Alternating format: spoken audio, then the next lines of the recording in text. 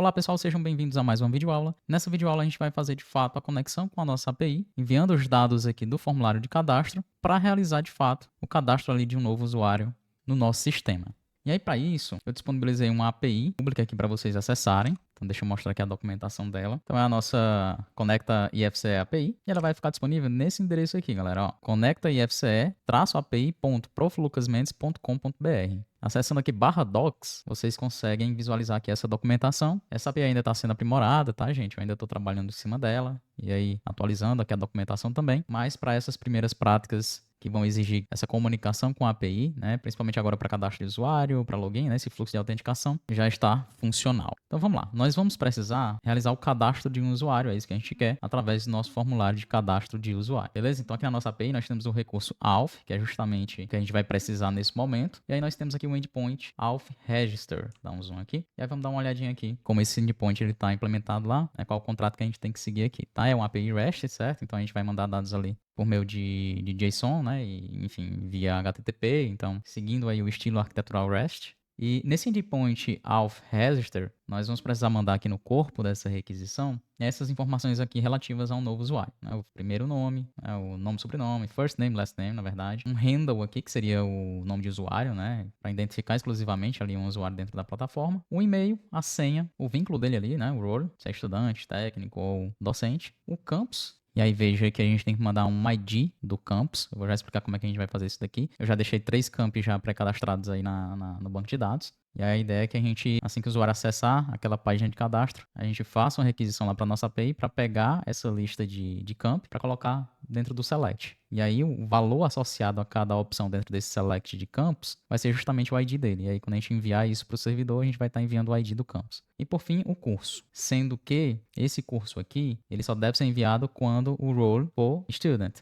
Tá? Então a gente não vai enviar esse curso aqui quando o usuário for do tipo docente ou do tipo técnico, tá? Só faz sentido, nesse caso aqui, enviar quando for estudante. A gente vai fazer esse tratamento também. E aí, como resposta, se der tudo certo, a gente vai receber um código, né? Um status code aqui, HTTP 201, indicando que esse recurso ele foi criado com sucesso. E aí nós vamos ter o token, tá? Esse endpoint de registro aqui, de cadastro, ele já devolve, né? Se o cadastro der certo, ele já devolve um token de autenticação aqui. Então, a gente já pode redirecionar o usuário lá para a página logada após ele realizar esse cadastro aqui. Tá? E aí ele devolve os dados do usuário, que foi criado lá no banco de dados. E aí esses dados a gente pode armazenar, né, na nossa aplicação front-end de alguma forma. A gente vai aprender a fazer um gerenciamento de estado global básico aqui para a gente compartilhar dados entre diversos componentes, tá, e páginas. Então esses dados do usuário logado eles vão ser interessantes para a gente renderizar alguns componentes. A gente voltar aqui no Figma, ó, lá na área logada, na página inicial a gente vai ter aqui o avatar aqui desse usuário, aí clicando aqui a gente vai ter alguma informação ali, algum link, tá? Do usuário que está logado. Aqui a gente tem também um cardzinho com as informações básicas do usuário e algumas métricas aqui, quantidade de posts, seguidores e quantas pessoas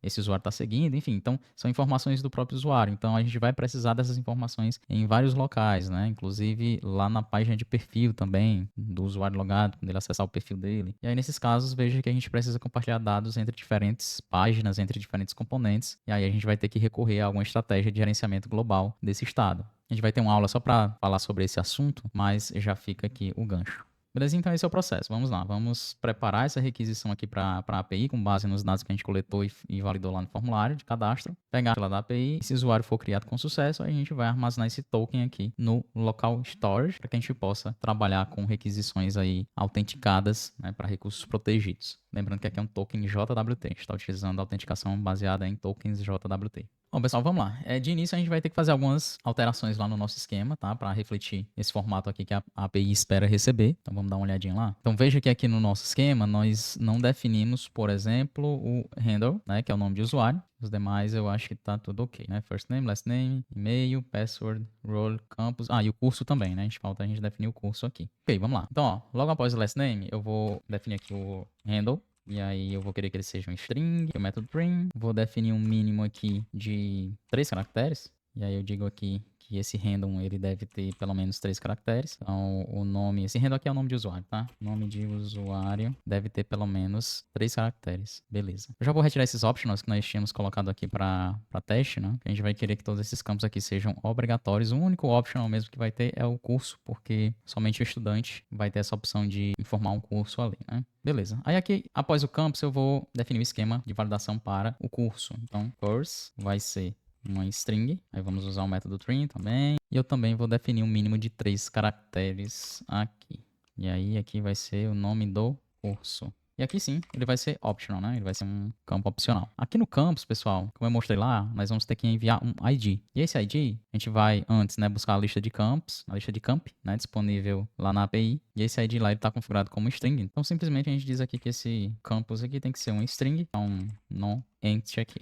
Aqui no nosso handle, a gente pode melhorar um pouquinho essa validação, tá? Aplicando algumas regras aqui com expressão regular. Por exemplo, eu quero limitar aqui os caracteres, né, que o usuário pode incluir aqui nesse handle, né, nesse nome de usuário. Então, eu vou dizer que ele só pode incluir letras, números e o underscore. Então, como é que a gente faz aqui, ó? Deixa eu dar um Ctrl S aqui para formatar. Vamos continuar aqui no handle. Aqui eu vou chamar o regex e aí eu informo aqui uma expressão regular para validar esse campo. A gente vai colocar entre barras aqui. E aí, vou informar aqui que a gente vai fazer essa validação do início da string, né? Começar a olhar a partir do início da string até o final dela. Então, circunflexo aqui para indicar o início da string, o cifrão aqui para indicar o final da string. E aí, o texto aqui desse campo, ele deve corresponder a esse padrão que a gente vai colocar aqui. Então, ele pode conter letras de A a Z, maiúsculo ou minúsculo. Então, já coloquei aqui minúsculo, vou colocar maiúsculo também. Além disso, pode conter dígitos de 0 a 9 e o underscore, nada mais. E aí, logo ao final aqui desses colchetes, a gente diz que esse padrão aqui que nós definimos pode se repetir uma ou mais vezes. E aí, caso não passe nessa regex aqui, a gente vai colocar a seguinte mensagem. Deixa eu puxar daqui. Então, o nome de usuário só pode conter letras, números e cores. E aí aqui, já vamos fazer logo, né, definir a lógica aqui para buscar a lista de camp. Vou voltar aqui na documentação, rapidão, lá no recurso de campus, né. Eu vou ter um endpoint aqui, get, né, com barra campuses, né, seria campus em inglês, né, o plural de campus em inglês. Fazendo isso, ele vai me retornar uma lista dos campi, né, que tem cadastrado lá no sistema. Me retorna todos os campi cadastrados. Então, beleza, vamos montar aqui essa requisição, mas aí eu vou definir um estado aqui, né, para poder armazenar esses campi. Então, const, vou chamar aqui de campuses, o set desse estado, vou chamar aqui meu use state. E aí, veja só, vamos tipar esse estado aqui. Eu vou receber uma lista, tá? Um array de objetos, onde cada objeto vai ter um ID e um name, que é do tipo string. Então, vamos fazer uma definição de tipo aqui, já que estamos utilizando TypeScript, né? Então, eu vou dizer o seguinte, eu quero aqui, isso aqui vai ser um array, e esse array vai ser de que tipo? Então, a gente usa generics aqui pro array, tá? Então, tem o generics aqui do use state, para tipar o use state, e aqui eu tô colocando o generics do array para tipar o array. Vai ser um objeto, tá? Então, vou colocar chaves aqui. Eu vou dar um enter aqui para melhor essa visualização. E eu vou dizer que nesse objeto eu vou ter um campo ID, vai ser do tipo string, e um campo name, que também vai ser do tipo string, beleza? Então, ao final desse use state, vamos chamar os parênteses aqui e iniciar com um array vazio, tá? Então, eu vou iniciar com um array vazio aqui. Agora, a gente precisa fazer a chamada, de fato, a API para buscar esses campi aqui, né? E preencher esse estado. Então, eu vou fazer o seguinte, aqui abaixo eu já vou colocar um use effect, já sabemos, né? Para lidar com efeitos colaterais e controlar como isso vai afetar a renderização aqui do componente, a gente encapsula essa lógica dentro de um use effect. E aí, chamada API é um exemplo clássico disso. Dentro do use effect, ele vai receber uma função, eu vou passar um arrow function aqui, e também ele vai receber um segundo parâmetro aqui, que é o array de dependências, que são, né, objetos aqui, dados aqui, variáveis que eu passo para ele monitorar. Então, se houver alguma modificação nessas dependências aqui, ele executa essa função novamente. Nesse caso aqui, eu vou deixar um array vazio, porque dessa forma eu indico ao React que esse use effect ele deve ser executado somente na montagem do componente. Então, montou o componente, ele executa somente uma vez. Belezinha. Aqui eu vou criar uma função assíncrona, que vai lidar com essa busca dos campi. Então, async function. Vou chamar de fetch campuses. E beleza, vamos lá. Eu vou ter uma response, que vai ser retornada aqui da nossa chamada fetch. Então, vou colocar uma await aqui. Por isso que eu precisei definir essa função como assíncrona, tá? Então, eu vou esperar aqui a resposta do fetch. E aí, vamos montar essa requisição. Qual é o endpoint? Vamos pegar o URL base aqui dessa API. A gente vai melhorar bastante esse código, tá, gente? Eu vou fazer agora realmente para funcionar. Depois a gente modulariza, faz uma refatoração para modularizar esse código para a gente trabalhar com uma arquitetura um pouco mais organizada, né? Modular. Belezinha. Mas aí, e aí a gente insere aqui no final o endpoint, né? Que é no caso, barra campuses. Show de bola. Aqui eu vou verificar essa resposta. Então, se response, ok, né? Se tiver dado certo, eu vou extrair esses dados. Então, vou criar um const data. Então, vou criar pegando aqui o passe JSON dessa resposta. Isso aqui é um promise, tá? Essa chamada ao método JSON. Então, preciso esperar aqui. Composto desses dados, né? E aí vamos ver novamente o que vai ser esses dados. Uma lista de objetos contendo as informações dos campos. Então, composto desses dados, eu posso simplesmente fazer um set campuses passando esses dados. E aqui no final da nossa função do useEffect, eu chamo de fato essa função assíncrona que eu defini. Eu sempre gosto de trabalhar com fetch dentro do useEffect dessa forma, tá? Criando uma funçãozinha assíncrona, porque aí eu consigo trabalhar com await aqui. Mas aí não pode esquecer de chamar ela no final, né? Então o que vai ser feito aqui? Quando o componente montar, esse useEffect ele vai rodar somente uma vez, né? E executa essa função aqui, vai bater lá na API e buscar esses dados. E onde é que eu vou injetar esses dados? Lá no nosso select de campos. né, de camp. Vamos lá, cadê? Tá aqui, ó.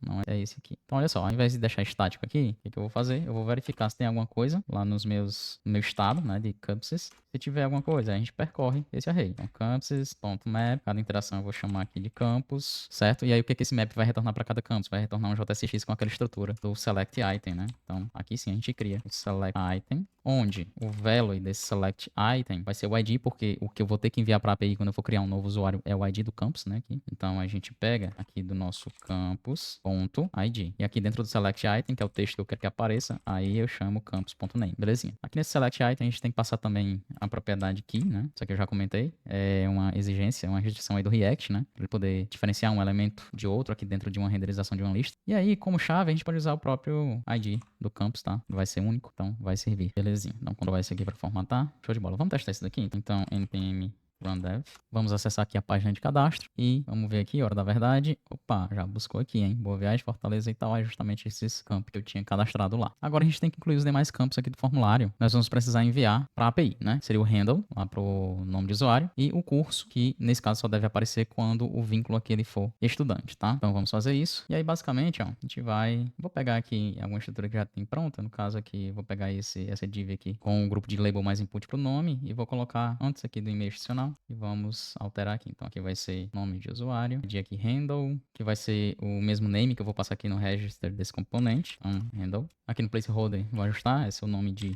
usuário. A gente poderia colocar uma dica aqui para melhorar a comunicabilidade aqui desse campo de entrada. Aí vamos lá. Aqui na seção de erros, né, de validação, a gente vai ter que chamar o atributo correto aqui, que seria os erros do campo handle, beleza. E aí eu vou copiar isso aqui agora para a gente criar o campo de curso. Eu vou deixar aqui entre o campo do seletor de campos e o campo de senha, tá? Então aqui vai ser para curso. Então o register aqui a gente vai colocar course, mudando o ID aqui e o HTML4. E aqui a gente coloca seu, por fim, ajustar aqui os erros, né? Então errors.course. Show de bola. Vamos dar uma olhadinha e tá aqui. É a validação funcionando já, né? Gente, esse formulário tá ficando bem extenso, tá?